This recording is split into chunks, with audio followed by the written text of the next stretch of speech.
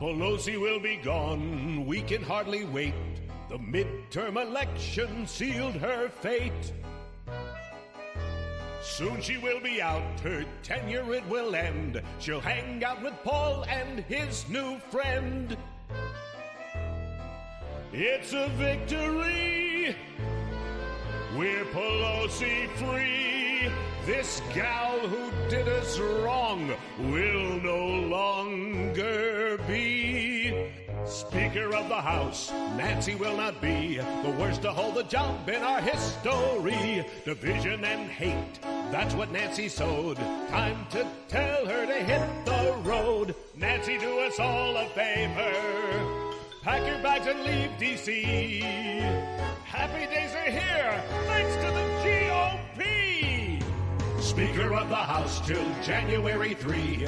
Then we take back our country. January 3rd, we will make the switch and say goodbye to the wicked witch. Ah! You cursed brat! Look what you've done! I'm melting! Melting! Oh, what a world! What a world!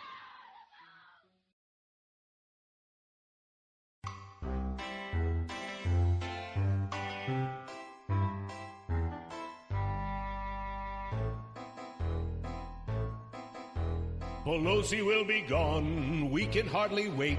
The midterm election sealed her fate. Soon she will be out, her tenure it will end. She'll hang out with Paul and his new friend. It's a victory, we're Pelosi free. This gal who did us wrong will no longer be Speaker of the House. Nancy will not be the worst to hold the job in our history. Division and hate, that's what Nancy sowed. Time to tell her to hit the road. Nancy, do us all a favor. Pack your bags and leave D.C. Happy days are here, thanks to the GOP. Speaker of the House till January 3. Then we take back our country. January 3rd, we will make the switch and say goodbye to the wicked witch. Ah! You cursed brat! Look what you've done! I'm melting! Melting! Oh, what a world! What a world!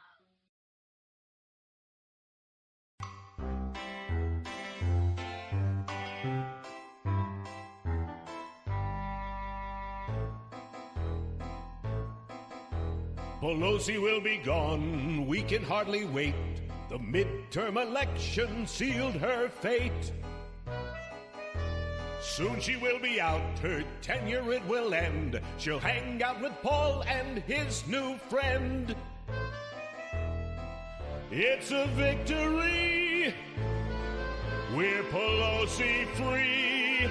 This gal who did us wrong will no longer be Speaker of the House. Nancy will not be the worst to hold the job in our history. Division and hate, that's what Nancy sowed. Time to tell her to hit the road. Nancy, do us all a favor. Pack your bags and leave D.C. Happy days are here, thanks to the GOP. Speaker of the House till January 3. Then we take back our country. January 3rd, we will make the switch and say goodbye to the wicked witch. Ah! You cursed brat! Look what you've done! I'm melting! Melting! Oh, what a world! What a world!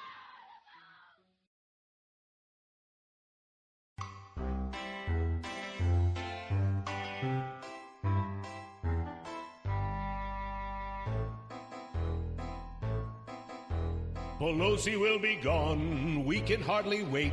The midterm election sealed her fate. Soon she will be out, her tenure it will end. She'll hang out with Paul and his new friend. It's a victory, we're Pelosi. Hello, everyone. This I love this song. did us wrong will Ready? no This is the best. longer be house. Nancy will not be the worst to hold the job in our history. Division and hate, that's what Nancy sowed. Yes. Tell her to hit the road. Nancy, do us all a favor. Pack your bags and leave D.C. Happy days are here, thanks to the GOP. Speaker of the House till January 3. Then we. All right. Welcome to Mary Walter Radio, the podcast. It is great to see everybody. We already have Bill is here with us already, and Al is here, and Steve is with us. Poor Steve fell, and I know he's been public about it on social media, so I could say the poor guy like broke a couple ribs, and he's just bored out of his brain. So I am so glad you came to join us, Steve. Thank you. You know who's not joining us? James. I don't know where he is, and it's my fault. You know why? Because if I don't text him like on Tuesday to make sure he's going to be here on Thursday, or on Wednesday make sure he's going to be here on Thursday, I think he forgets. I have no idea. He's not working, so I know he's not jammed up at work. I have no clue, but he's in love. You know, got the new girlfriend, got the new squeeze. So he probably totally, completely forgot what day it is. Or there's going to be some fantastic story as to why he couldn't let me know ahead of time that he wasn't going to be here. You know, enough time for me to get someone else to sit in the seat with him. And, you know, it's going to be like somebody went up in the emergency room, or his car broke down, or just some weird, crazy, typical James story. That's exactly what it's going to be. So, yeah, Al, that song, by the way, Jim Gossett Comedy. He's on YouTube. 2 S's, 2 T's, Gossett. Jim Gossett Comedy. He's fantastic, and he's so kind in letting me use his song parodies for the podcast. So I appreciate him. Coming up later in the show, we have an interview with John Lott. Totally forgot. John Lott's the founder of the Crime Prevention Research Center. And I had a nice conversation with him. And because we had the conversation the other day because he had to pre-tape because he has other commitments. But I wore the same sweater I wore in the interview just to kind of make it, you know, look good. And I figured since James had been drinking last week, I have a nice little glass of bourbon here, but I don't know if you can see what it says. Can you see what it says? It's hard to see. I don't know if you can see what it says on the glass. Is it hard? I'm trying to tilt it the right way there. Can you see it? It basically says F Biden and F you for voting for him. And it's made by, what's it called? Lucky Shot. And it has a little bullet in the side of the glass. I want to say they're veterans who make these, and friends of ours, very good friends of ours, got us these at Christmas, which was very nice. And so I thought, why not? Because today's like my Friday. I just want to let you know, just to keep up with the schedule, I'll put it at the bottom in the description, as I usually put the stuff here on the page. I will be on Monday and Tuesday. So Monday, I'm on KTSA out of San Antonio. You can go to KTSA, look for their webpage, listen live, or you can listen on iHeart. They are on iHeart, KTSA, so KT San Antonio, from 6 to 10 a.m. Eastern. I'm actually covering 2 shows. Yeah, so it takes one woman to do the job of 2 men. That's all I'm going to say. So I'll be covering 2 shows, Monday and Tuesday. Now, Monday, I'm doing KTSA 6 to 10 a.m. Then I'm in for Rob Carson on Newsmax Radio, which is out of WCBM in Baltimore, but it is nationwide. It could be playing, you know, on a station near you. But I will put the instructions on how to listen on the descriptor on YouTube. That's noon to 3. And then somewhere between 4:30 and 5 on Monday, I'm on Chris Salcedo's show on Newsmax TV. And then I'll be up all night getting ready for the next day when I do it all again, except instead of the Chris Salcedo show, I have Tuesday's podcast live with Mary Walter. And then Wednesday, I just have the Rob Carson show and nothing after that. That's when I get to make Thanksgiving dinner because hubby's working Thanksgiving and the day after. So craziness. And it's the same the week between Christmas and New Year's. I'm doing like 3 shows a day, but I will try to get it all in. James, good thing Escape from Alcatraz finished right on time to catch up. Well, thank you for joining us. We do appreciate that. Thank you so much. I appreciate you. See, all you guys are here. Much more. See, you guys are better friends to me than James is. He's not even here. Not even here. So I will play the video from John Lott coming up. I'm going to do it towards the end of the podcast. It wound up being a longer interview than I had anticipated. So I am going to cut it short, but we will play the entire thing on we'll put it into the video. Hopefully my tech team will be able to do that. And hopefully on Spotify and Apple as well. James usually prepares the videos for Apple, but Spotify. But since he's not here, my hunch is he's not doing that tonight. So I'll have to do it. Oh, thanks, Al. I'll have to do that too. My tech team's going to have to do that as well. So a little bit of craziness here. I just wanted to start off with something that, I like to do news you haven't heard. This to me is so ridiculously interesting. So they're starting now to test the possible side effects of myocarditis in young men from the COVID vaccines. They thought, now we should do that. Now, after so many people were forced to get the vaccine, now they're going back and going, there's a lot of reports of myocarditis in, young men. Maybe we should look into that. So now they're doing trials. Now they're doing clinical trials. They're looking into that. Bye. Oh, wait, come here. Show everybody. Come here. Show everybody how handsome you look. Look at him in his uniform. Hello. You look so handsome. So now they're doing that. They're also finding out, what, you heard all these stories and they were totally, they were totally blown out. You were gaslit into the whole thing saying that, no, that's not any of this is none of these side effects are happening. I know, Al, you're very loyal. Bring Christina back, more interest. Oh, Bill, that's terrible. I would have had Christina on tonight if I had known James was going to be here, but he didn't tell me. So here's some news you need to know.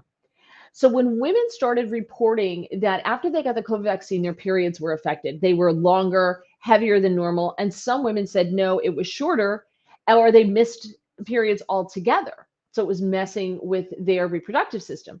And so a lot of women didn't want to get the vaccine because they heard these stories online. And if you posted these, a lot of times you were just shut down for posting anything like that. Well, guess what? NBC is now reporting that although they made up around half of the participants in COVID vaccine trials, women were not asked when they were in the trials about any menstrual changes as part of the review process. Since then, several studies have revealed that COVID vaccines can indeed induce short-term changes in menstrual cycles. Now, here's the deal. I'm sure they're saying short-term changes, but I bet there are women out there, and I would be one of them who go, okay, first you told me it wasn't a thing, and you shut me down on social media, and I got my account shut down because I dared to say that there were side effects of the COVID vaccine, including menstrual cycles. So you shut me down. Now NBC is saying, well, women we didn't really study that effect in the trials, but it's a short-term effect is what they're saying. We are a hop, skip, and a jump away from, guess what? You may have problems having children. And now it may not go there. It may not go there. But that's the trajectory that we're on, at least in my humble opinion. So now there are researchers in this area who are calling for further study of the vaccine's effects on menstruation.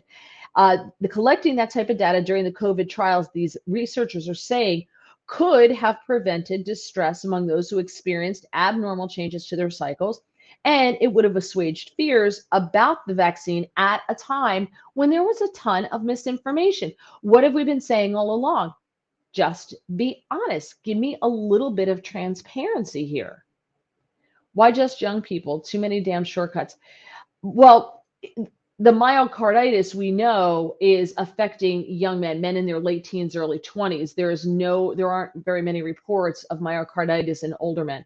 It's really men late teens, early 20s are on, that they saw the myocarditis increases. And if you posted that, remember, you were shut down.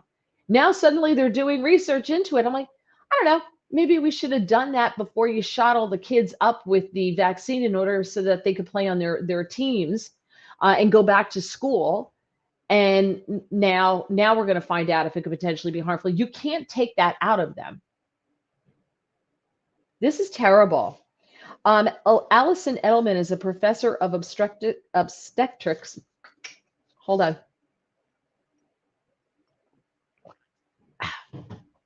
Obstetrics and gynecology at Oregon Health and Science University. And she said, when you see something like this come up, then you're like, wait a second, why didn't we have the data before? Because I think there's a lot of people who would have said no. And there's a lot of people who absolutely regret being forced to get this vaccine. I know, listen, I lost my job in DC in May of 2021, right?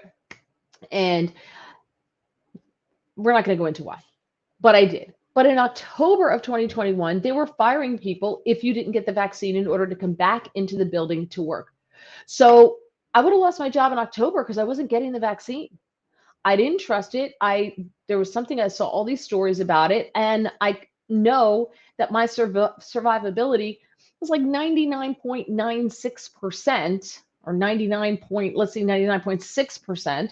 If you told me the odds of winning the lottery were 99.6%, I probably would invest a hefty amount of cash in the lottery. And I got COVID and I survived. Oh, look at that. Look at me surviving COVID. So I felt no need to get the vaccine. And I think if I had been forced to do so in order to maintain my job, to keep my job, I would have been very upset if we see all this stuff. I really would have felt violated. James A says, a good thing you signed away your rights when you took the shot. Exactly. That's the other thing. If they came back to you because it was emergency use authorization, if they come back to you now and they're like, oh, guess what? You get that stuff in you, you have a really good chance of myocarditis. If you're if you're a guy and you're within this certain age or your rate is increased, your chances are increased. You can't get it out of you. And you can't sue anybody if, God forbid, something happens to you and it's traced back to the vaccine. I don't think anything's ever going to be traced back to the vaccine, the old CYA. So I don't think anything will be traced back. But James is absolutely right. You sign away your right when you took the vaccine. Now, a lot of people were forced into it. They were coerced. If you want to feed your family, we have to inject this into you, or else you can't feed your family.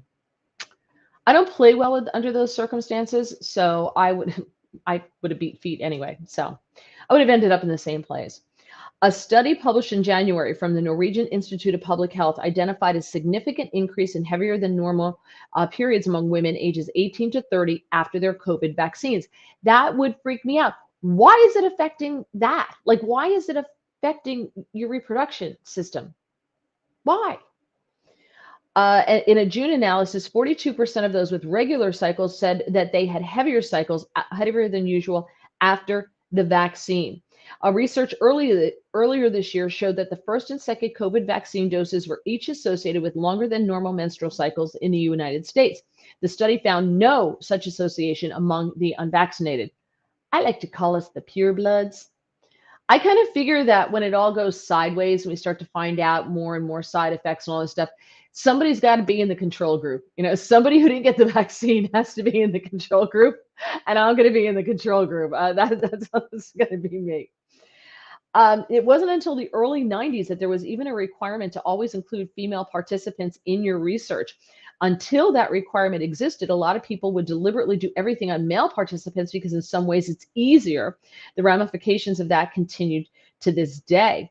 A 2021 study found that just 8 of the 45 clinical trials that tested COVID vaccines and therapies separated the results based on gender. Another study found that 8 of the 121 COVID-related trials that were analyzed, whether sex affected their main outcomes. Only 8 out of the 121. So we didn't research this. They do say in the past, though, there have been menstrual changes reported among those who receive vaccines for typhoid, hepatitis B, and the flu, which I'm surprised at. Although usually most of the people who get the flu shot are older people, so women don't have to worry about that. The older women don't have to worry about that because, so you wouldn't know.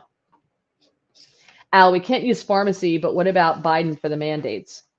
What are you going to do? Sue Joe Biden personally? You're just suing yourself. You're suing taxpayers. It's your money. You're suing yourself at that point. Where do you think that money comes from a magic unicorn?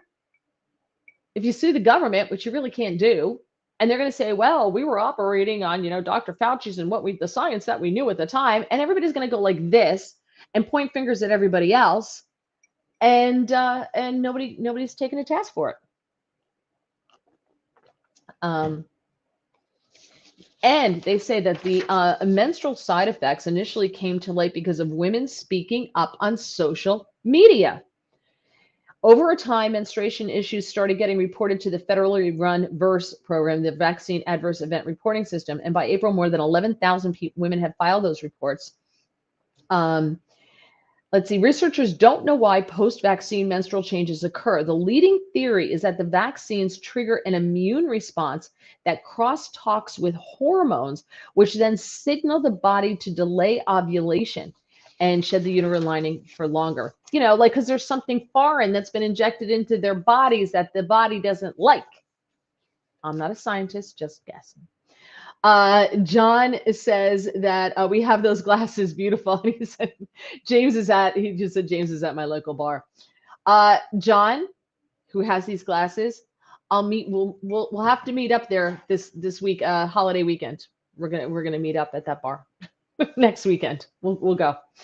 So I wanted to share that with you because even though NBC reported that, it's really not being heard. It's not really widespread, that information.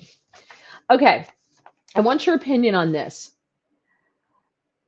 Lindsey Graham yesterday was on Jesse Waters' Primetime on Fox. And he said that the Democratic push on immigration is just a political ploy because, Chuck Schumer came out and said that we have to make all these people who are in the country, all the dreamers and the other 11 million or however many there are people, he said we have to give them a path to citizenship because they think that they're going to vote Democrat down the road. And the reason was because there aren't enough American babies being born, that we're not reproducing at a high enough rate. And I laughed at that because I thought, well, if you stopped killing babies in the womb, there would be more of them born. So there's that.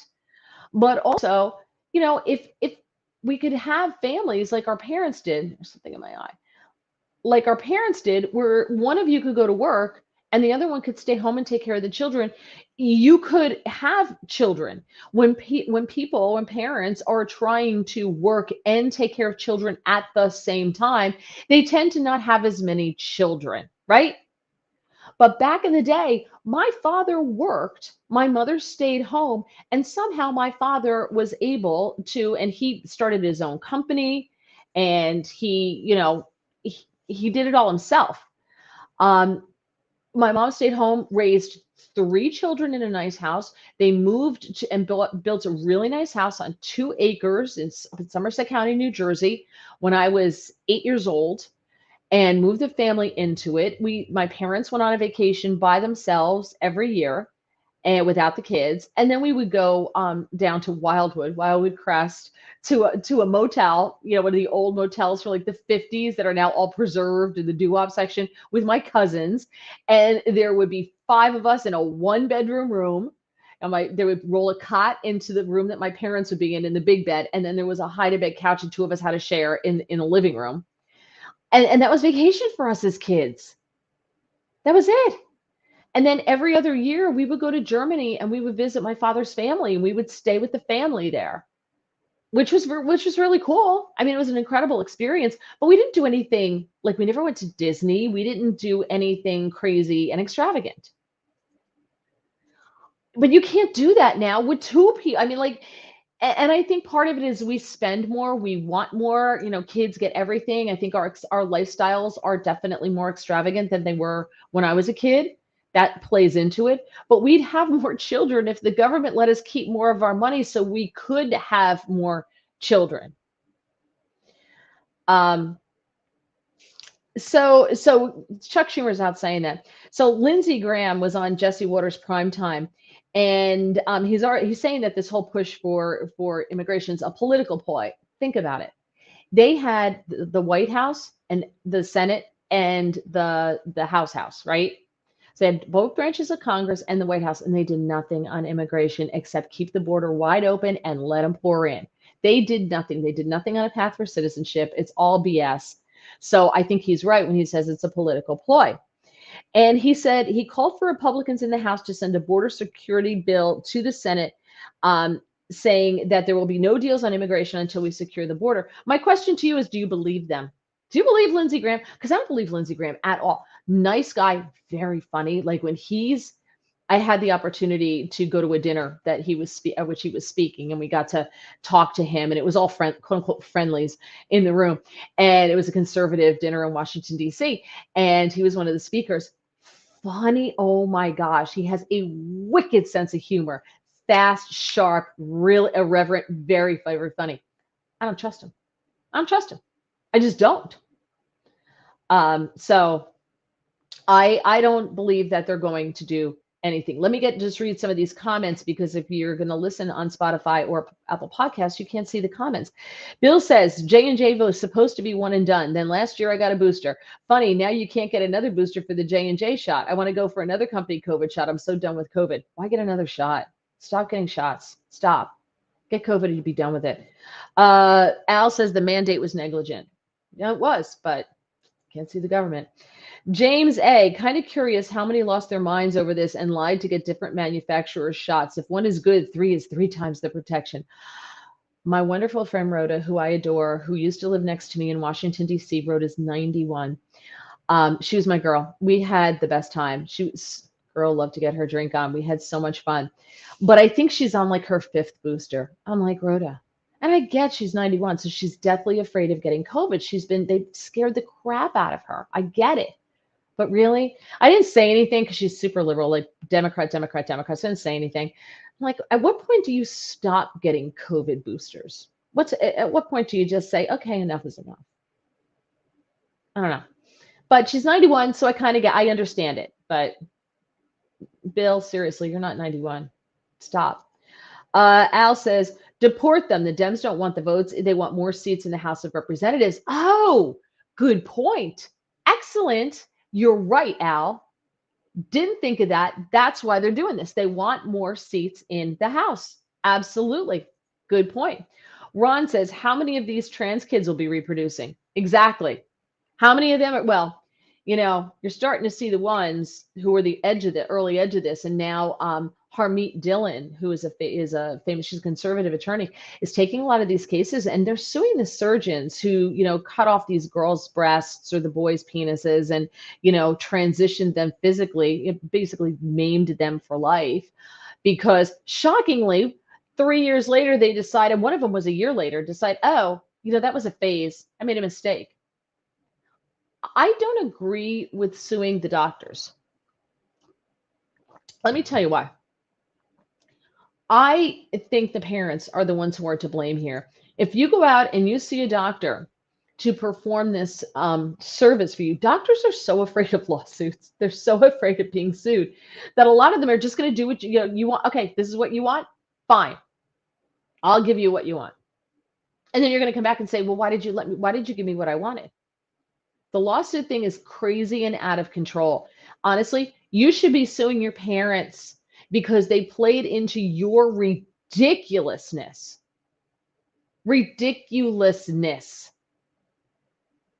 Back in the day, and the problem is parents today want to be their kid's friend. They don't want their life to be hard. They want everything to be easy. Should be no adversity. Oh, so you feel like a boy. Okay, don't worry. Listen, we'll take you to the surgeon and we'll pay for him to cut your breasts off so you feel affirmed. My parents would have looked at me and said, okay, during the week, you want to wear jeans? This is what they did to me because I grew up around all boys. I had 2 brothers, no sister. Everyone in the neighborhood was a boy that I hung out with of my age. I was built tree forts. I was shooting guns. I was playing with Tonka trucks. my cousins are all boys. I have one girl cousin, and she moved to Virginia, so I didn't really see her. Um, but I hated being a girl. I really wanted to be a boy because they got cooler toys and they got to do more stuff. And my brothers got more privilege than me and all this other thing. And my parents looked at me and said, "You're not allowed to wear jeans to school." I was not allowed to wear jeans to school because my mother called them dungarees until I was in high school. And if we went to like my grandparents or something like that, my mother's like, "You will put on a dress," and I don't want to hear it. Go upstairs and put on a dress. That was it. Thank God my parents did not listen to me. I would have been a screwed up kid. My parents were like, "Shut up, go upstairs, get changed, and you better hurry up and get in the car because we're going." And that was that. But instead, parents nowadays are like, "Oh, you want to cut a body part off? Don't worry about it, honey. We'll mortgage the house to pay for it." Who does that? It shouldn't be the doctors who are getting sued for the crazy parents. God decides when I die. Yeah, God decides. Listen, I don't think God makes mistakes. Do I think that there are some people who are born into the quote unquote wrong body? I think there is such a thing as gender dysmorphia. I get it. But, asterisk, you are an adult.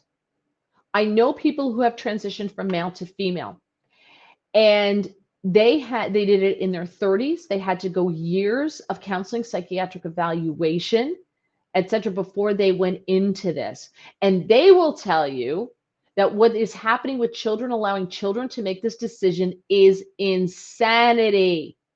Insanity. This is crazy.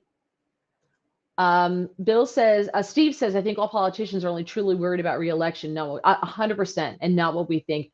Absolutely. I think there are some who do care what we think, and I will tell you why.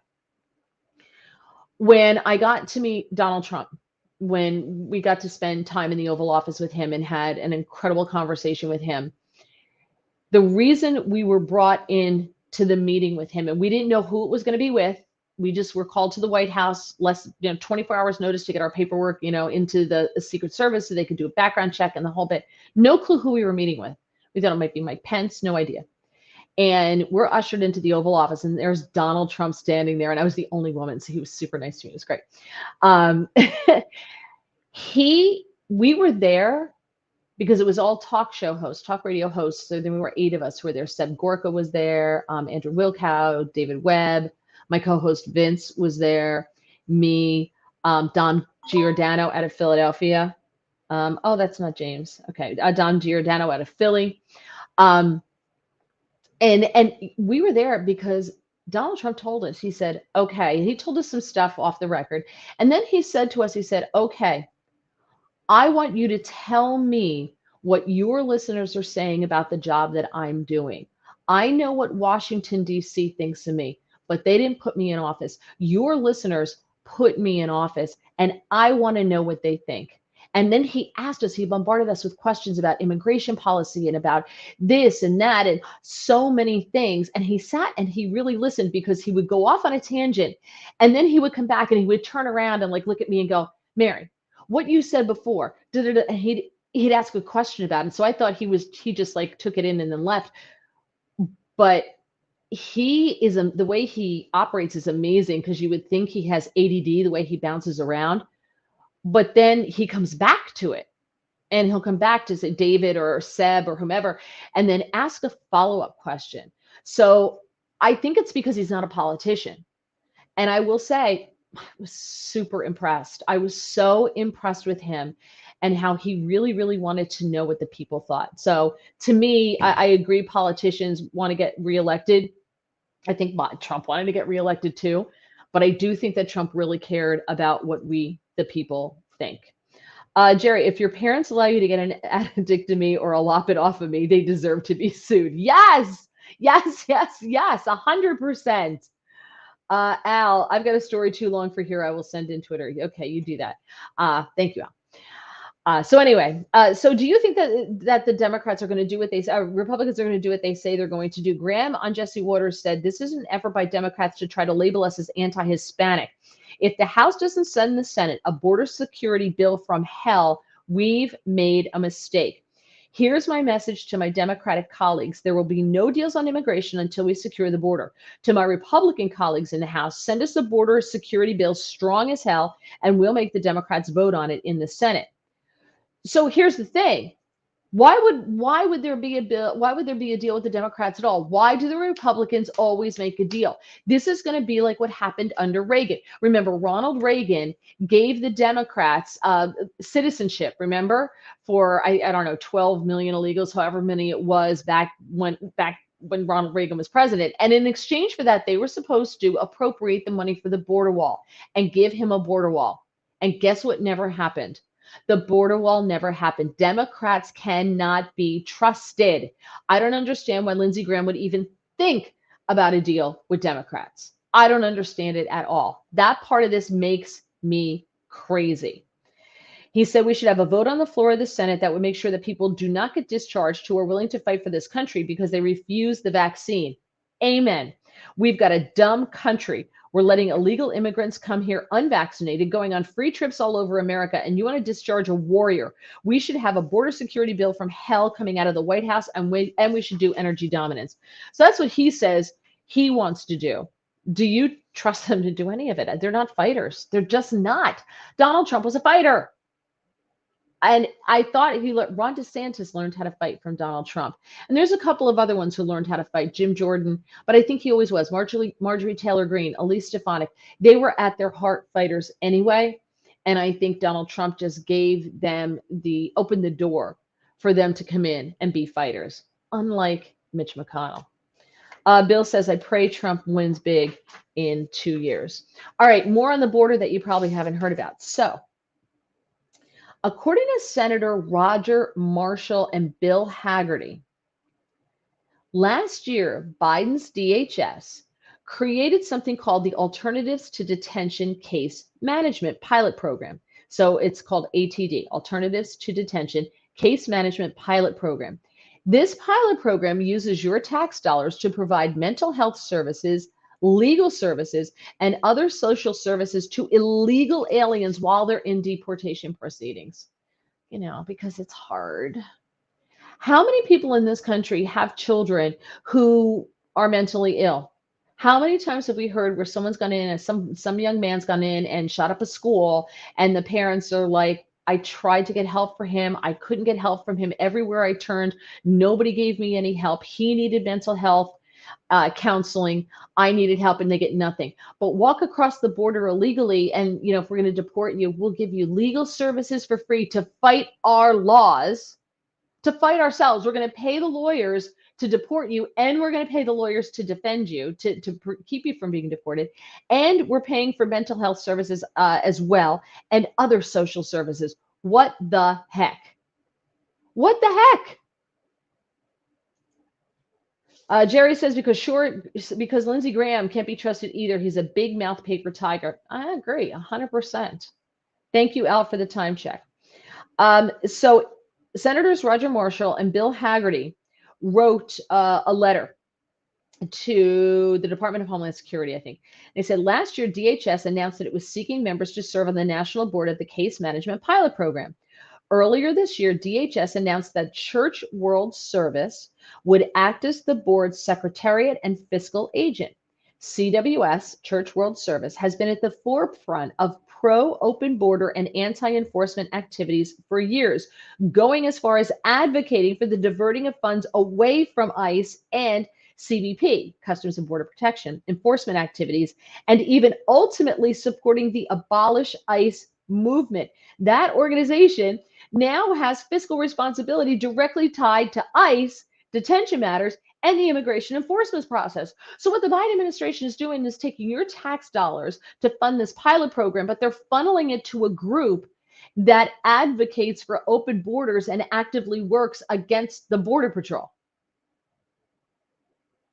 So they're funneling taxpayers' money to an open border lobbying group, who then uses that money to lobby senators to give to congressmen and women to get them to go easy on the border. Do you see what's happening? Can you believe this? right, they go on to say, let's see. John says Lindsey Graham should go home and shut his mouth. No one likes him anymore. He's very funny, though. You'd want to have a drink with him. Trust me. He's very funny that way. He's very, very personable. All right, the letter goes on to say this questionable governance only gets worse as a recent contract solicitation makes it clear that CWS would be primarily responsible in determining which local government or non-governmental organizations, NGOs, would be awarded portions of the contract. So the people who are against ICE, Border Patrol, and any kind of border enforcement are then in charge of taking that money and deciding which organizations are going to get money in order to provide these services. It's insane. With core beliefs so fervently against the existence of ICE and the enforcement of our laws, we cannot trust that this process will be transparent and that CWS will not simply select solicitations from those that politically and ideologically align with its own warped worldview. Departmental leadership is derelict in its duty to allow this blatant conflict to continue unchecked. They're asking Mayorkas for a whole bunch of information related to CWS's involvement with DHS and the new pilot program. They're just laundering your money, people, laundering your money. You know why? It's a bottomless pit because they can always take more money from taxpayers. They don't care. They will always take more money from you. They don't live within their means. Jerry says most likely the cartel is paying the lobbyists to wash it before it goes in Pelosi and companies' pockets. Something is hinky. It's not right. It's absolutely not right. All right, I'm going to get to this video from John Lott. I'm going to bring this up. It starts right away, so I'm going to take myself down. I'm not going to play the whole thing. I'll probably give you about 10 minutes of it, and then I'm going to take it down. And when we're done, I have a Florida man story to send you into your weekend. Okay, here is John Lott with the Crime Prevention Research Center. I had to make sure I got it right. Crime Prevention Research Center. He is the founder of that organization. Here's John. Fascinating book, and it flies in the face of everything you're told about firearms and shootings. Thank you for joining me. I'm so glad you're here with us. Thank you. No, thanks for having me on. Of course. So the Crime Prevention Research Center, tell everybody a little bit about what they do. What do you do there? We're a group of academics who do research on all sorts of areas involving crime, everything from policing to gun control to vote fraud type issues. We have people who are at the Wharton Business School, University of Chicago, Harvard, basically people that I got to know when I was kind of traveling through the profession. We know where the numbers are and try to provide a little bit of balance to a lot of the discussion that occurs on different types of crime issues these days. So nonpartisan. Yeah, we have people who have different views on different things. We have people who have different views on gun control issues and people who have even criticized my work on gun control issues are on our board of academic advisors.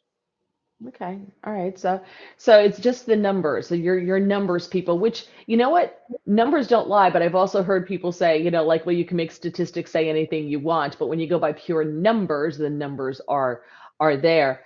So very interesting piece that you have regarding violence from the left and from the right, because we keep hearing from the left, over and over and over again. If you watch MSNBC, if you watch CNN, you would think that the right is the most violent group of people, threat to democracy. We know the DOJ, considered parents of who criticize school boards, consider them domestic terrorists.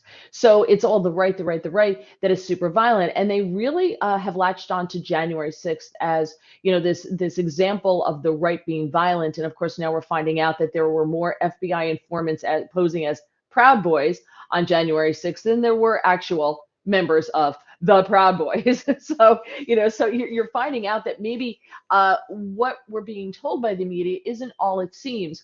And you guys delved into violence regarding the Roe v. Wade decision. That was leaked out. No one's ever been held responsible for that, and I don't think anyone ever will. But it resulted in a lot of violence. I looked at it as a large temper tantrum coming from the left and a group called Jane's Revenge. Now, we keep hearing, though, that it's the right that is violent and is attacking these abortion centers now that Roe v. Wade has been handed back to the states. And I see those stories all the time. So, when it comes to this abortion fight, is the media right in their portrayal of the groups that are committing the most violence in the wake of the Roe v. Wade decision? Right. Well, I was pretty shocked by what we found. There are a number of stories in the national media about violence against abortion pro-life, pro-choice providers over the summer after the decision in Dobbs was leaked. And but one thing that kind of struck me in the stories is they didn't really have current examples of things that were happening. And so we reached out to the pro-abortion groups that were kind of providing the press releases behind the news articles that were there, and asked them for a copy of the list of the cases of violence that had occurred this year. We reached out many times to multiple groups. We got recognition that they had received our request, but they never provided us with any type of list. We reached out to the reporters then and just said, well, did you get a list of there? You've been involved with the news media long enough. You know that reporters like to have current examples of things to kind of fill in and flesh out the stories that are there. So I was kind of surprised when the people that we contacted got back to us and said no, they had never seen a list. It wasn't even clear that any of them had even asked for a list of the cases. The Department of Justice under the Biden administration does keep a list of cases involving violence involving pro-choice operations.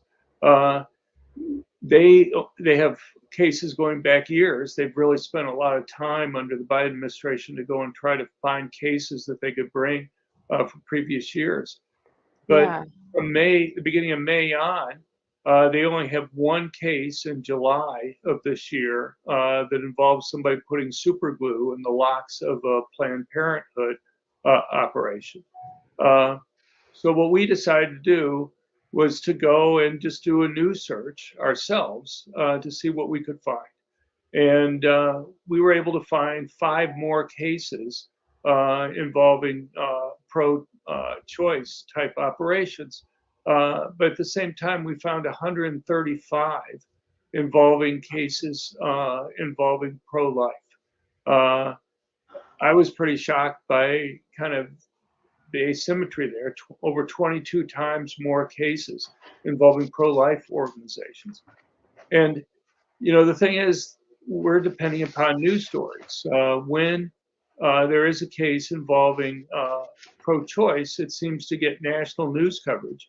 For the pro-life ones, it's basically local news coverage.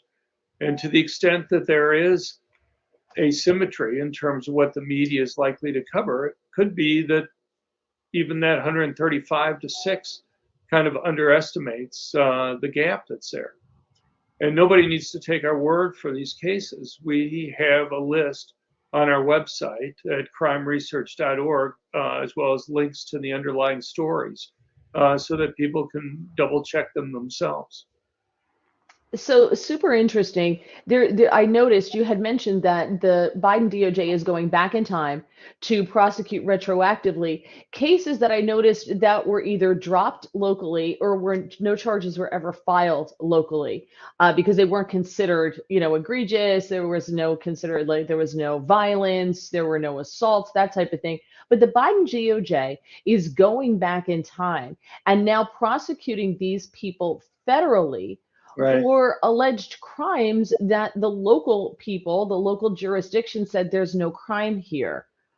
It's in my book, I look at this and I'm like, they're just trying to scare people that this is what this is about. They're trying to scare people from protesting against abortion. I mean, you could very well be right. It's hard for me to get into the mind of others to figure out why they're doing what they're doing. But there is surely an asymmetry there in terms of the fact that There's no list that they keep of violence against pro-life people. There's no prosecutions that they're engaging in. The discussion seems to be that they view the violence against pro-choice places as being a much more serious problem than violence involving pro-life. But the thing So, is, go ahead. no, I was no. Finish your thought, and then I have a question for you. Well, I mean, we've engaged in trying to put together a number of different types of lists along this. This is not the only kind of work that we've done. So we look at things like mass public shootings or bombings. And the template out of the media has largely been the same type of thing that you're talking about with regard to abortion, that it's violence on the right. And what, you take an example like the Buffalo mass murder from earlier this year at the grocery store. The media overwhelmingly described the individual as a right winger, and he was racist. Well, if you read his manifesto, he was racist, but the reason why he was racist was because he was upset that Black people, he felt, had too many children. And he was upset that children would go and damage the environment. He called himself an eco-fascist. He called himself a socialist. There are not too many conservatives that I know of that are worried about people having too many kids and Right. being upset about them destroying the environment. And I don't know too many conservatives that would call themselves eco-fascists or socialists. But it's just not that. I mean, you look at like the El Paso mass murder or the guy in Ohio, or even international cases like the New Zealand mosque murder from a few years ago. All those were racist, but all of them were environmentalists, and all of them were upset about people having too many children and upset that minorities had too many children. And the New Zealand mass murderer, his ideal form of government was the communist Chinese government. And yet, what seems to happen is if somebody's a racist, the media classifies them as a conservative. And the notion that you have these environmentalist racists out there and that they are from the left is something that you will never see discussed in the mainstream media. In fact, there was a lot of social media censorship on those issues. When I would try to tweet out from the Crime Prevention Research Center page just kind of some references to even a piece that I had published in the New York Daily News on this. The sites, my personal site or the Crime Prevention Research site was blocked from Twitter, for example. So, you have a big push by the Biden administration about white supremacists. And, I would argue if you go look at things like mass public shootings over the last 25 years, there's no evidence of that. You see, you see racists committing these crimes, but they're a very small portion of the total in any case. The vast majority of mass public shooters are individuals who just want to commit suicide. They're depressed, but they want to commit suicide in a way that's going to go and get them media attention. And they know the more people they kill, the more media attention that they're going to get. But it has nothing to do with any type of political views. And when these guys are racist, they tend to be from the left. So first of all, is there anything on the Crime Prevention Research webpage about the manifestos and about the environmentalists who are doing the mass shootings? Is there anything there about that? Yeah, no, People can go read it. We have quotes, we have links to the manifestos that are put up there. Okay. It's, I think it's important that people actually read the original things. The media, when they put out these manifestos or diaries, the media spends a lot of time talking about them. but it's very selective and very biased in terms of Yes. how they report them. But Yeah. this one. Go ahead. No, I want to bring it back because I find that interesting, but I think it's a totally different conversation. When it comes to this violence and these statistics, that you found that there were 22 times more attacks on pro-lifers than pro-choice groups. There's the Biden administration, the DOJ is going backwards in time, and they're prosecuting people under something called the FACE Act. From what I understand, it's the FACE Act applies for any kind of blocking or interfering with any kind of public health provider. So Right. wouldn't the people who are now vandalizing these maybe pregnancy centers, Right. would they also be able to be charged under the FACE Act? And has anyone been charged, not even just under the FACE Act, but for the vandalization against Catholic churches, coming into churches and disrupting masses? The Joel Osteen's huge megachurch in Houston had that woman run up on the stage and strip down because that's what we all want to see before Sunday morning breakfast. And have any of these people been prosecuted, or do they just all walk free? Yeah, they haven't been prosecuted federally. The thing, you're exactly right on your first point, and that is the law would apply to these centers that try to provide health advice and other things for women, trying to provide them other options other than abortion.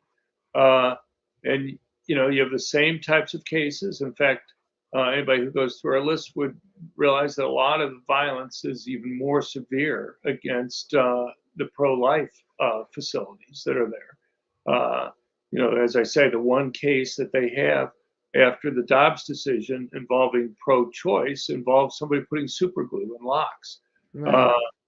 which I'm sure is an inconvenience and not very nice. But you look at all the places that Jane's Revenge has broken into and burned and destroyed large amounts of property that are there. I don't think they're comparable to the case that the Department of Justice has filed from July this year.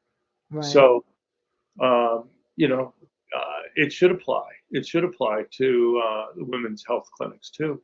Yeah, I find it interesting, and the churches and all the vandalization and the beheading of statues, etc., that Jane's Revenge openly takes credit for. And I find it so telling that we just can't find out who Jane's Revenge is, despite them having a Twitter account. We can't figure out who they are, but yet the DOJ has gone back and incarcerated grandmas who walked through doors at the Capitol that were being held open by Capitol police officers, took some selfies inside, and then left. Right. Those people are doing time, but we just can't find the members of Jane's Revenge. It's such a mystery. Yeah, I well, guess you don't. obviously it's priorities. But look, you bring up January 6th. I look at something like the Lafayette Square riots that occurred in the summer of 2020, Yes. and right outside the White House there, where you had over 100 law enforcement people were seriously injured. You had the church burned. You had people trying to scale the White House fence and having to have the president kind of removed to a safe place there. To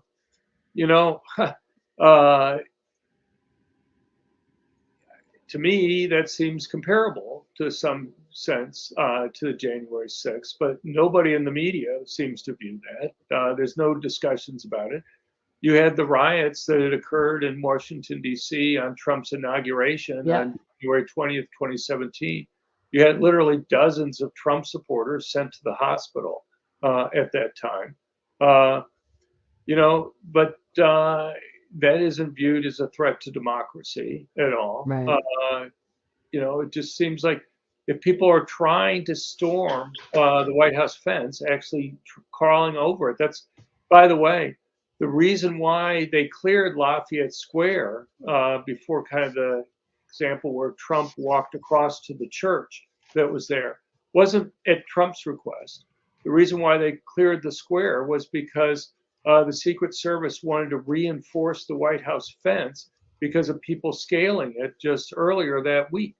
And so it was Secret Service entirely at their own discretion to try to fortify the fence around the White House, that the square was clear. Everybody, Right. lots of media initially was attacking Trump for supposedly wanting to clear the square and creating the violence, being responsible for violence that resulted from trying to clear the square. When he had nothing to do with it. He just, after it was Yeah. cleared, he decided to go across to go and visit the church, which had been burned. We're gonna, John, I don't mean to be rude. We're gonna have to leave it at that. This has been a great conversation. I'm gonna have to have you back. There is a lot you can check out on crimeresearch.org, crimeresearch.org. It's the Crime Prevention Research Center webpage. It is a total time suck. You can spend so much time on that webpage researching things. There's data there. There's posts, everything. So check it out. It is so fascinating. And I really glad you took the time, and I know you got up a little early, so thank you. I appreciate that. It's To be fine, not with me. that early. Thank you very much. Thank you, John Lott. Appreciate it. We'll definitely have you back. Thank you. All right. I wound up playing the whole thing, as you can tell, just because I was listening to it and enjoying it. So I played the whole thing. But while I was doing that, so listen to this. If you live in the state of New Jersey, as I do, and by the way, it's crimeresearch.org is the name of their website. If you want to go check out more from John Lott and the Crime Prevention Research Center, incredibly fascinating, and you're being lied to, and you can go there and find the truth as opposed to being lied to. So very quickly, so New Jersey has these digital signs that they got so much money from the federal government, so they erected these huge signs. Like at weird spots, like there's one not far from me to tell you how long it takes to get to Sandy Hook. But by the time you're at that point, you have no other place to go another way. So it's kind of useless, but they had to spend the money. So they have these big digital signs. So I noticed lately that they had really, really funny messages on them. And here's what they said, and I've seen all of them. Get your head out of your apps. Hocus Pocus, drive with focus. So I thought that was just like a Halloween thing. Slow down, this ain't Thunder Road, Bruce Springsteen reference. And we'll be blunt, don't drive high. Hilarious, right? Hilarious.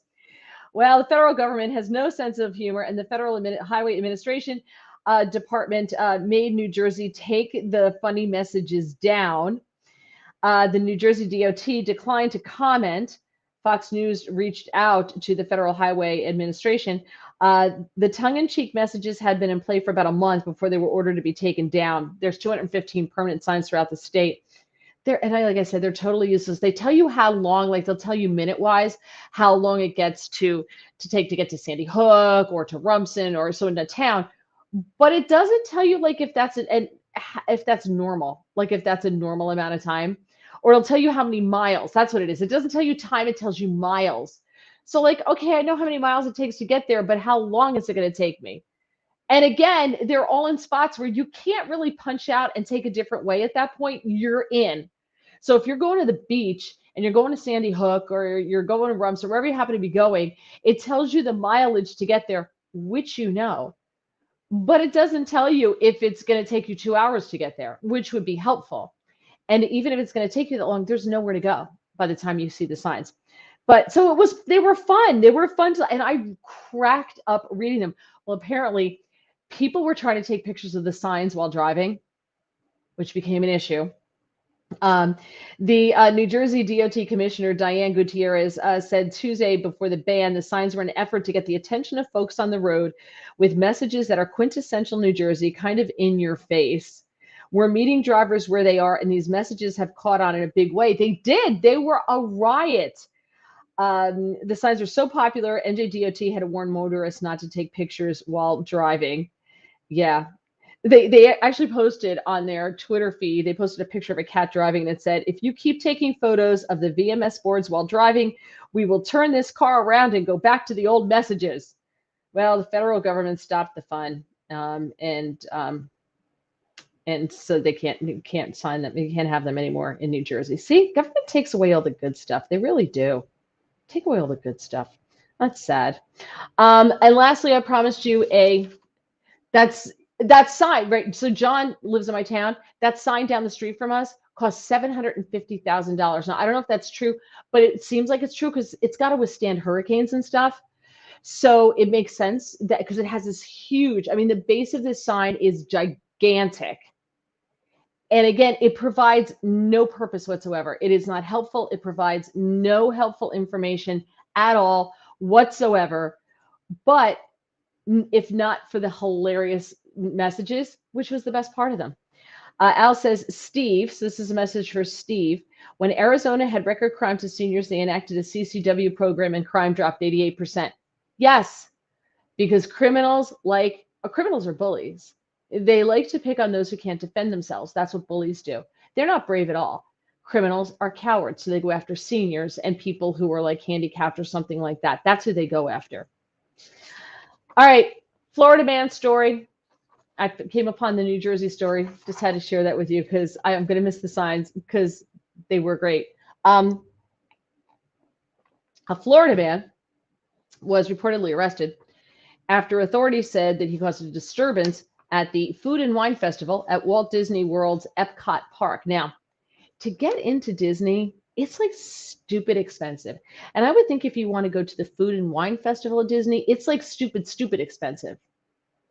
So, you would think people would be a little careful. Mm-mm. According to Fox 35, park security and a deputy said that Chase Holderby of Merritt Island, Florida, was being very loud and stumbling around the American Adventure Pavilion after witnesses said he chugged 2 beers in approximately 30 seconds. Dude. A deputy wrote in an arrest report that the 30-year-old was shaking everybody's hand in line, which is hilarious. And you get that guy? Hilarious. And high-fiving people and staggering. You know the guy, right? You know exactly who we're talking about. John says he has reliable sources that tell him how much that the sign cost $750,000. I would believe it.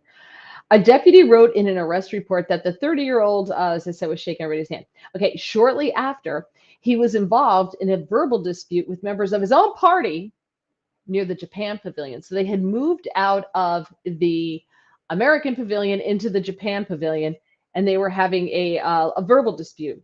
By the time Holderby arrived at the Morocco Pavilion, the security asked him to leave. According to the report, we followed Holderby to the International Gateway exit while he took his shirt off and continued asking us what he had done wrong. As he headed towards the Disney Skyliner gondolas, Holderby just started screaming.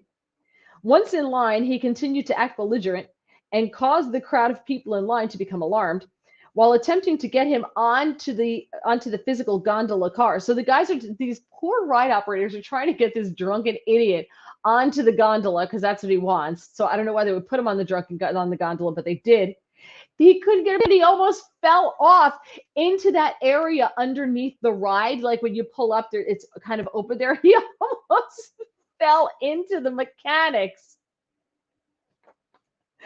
Oh my gosh. Park staff said they stopped the transportation system for his safety, inconveniencing and delaying all the other riders. That's when a riot breaks out at Disney.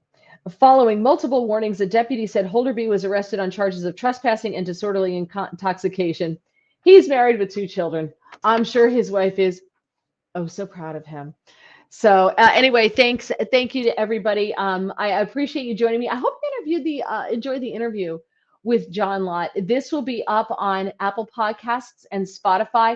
And don't forget to please like the podcast. If you have not subscribed to the channel, please do. Please get your friends to subscribe. Really appreciate it. You can go back and watch older, both Life with Mary Walter podcasts and the Mary Walter radio podcast. They're all on YouTube. We're, as I said, slowly as we add, we'll be adding onto Apple Podcasts and Spotify as well.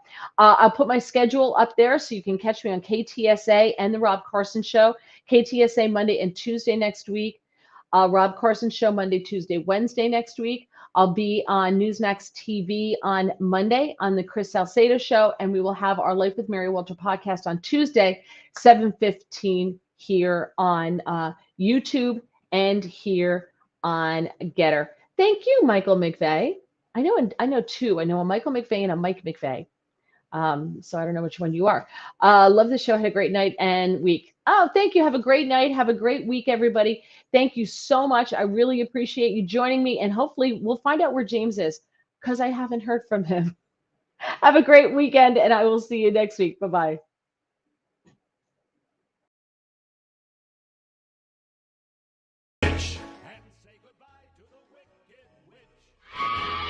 You cursed brat! Look what you've done! I'm melting! Melting! Oh, what a world! What a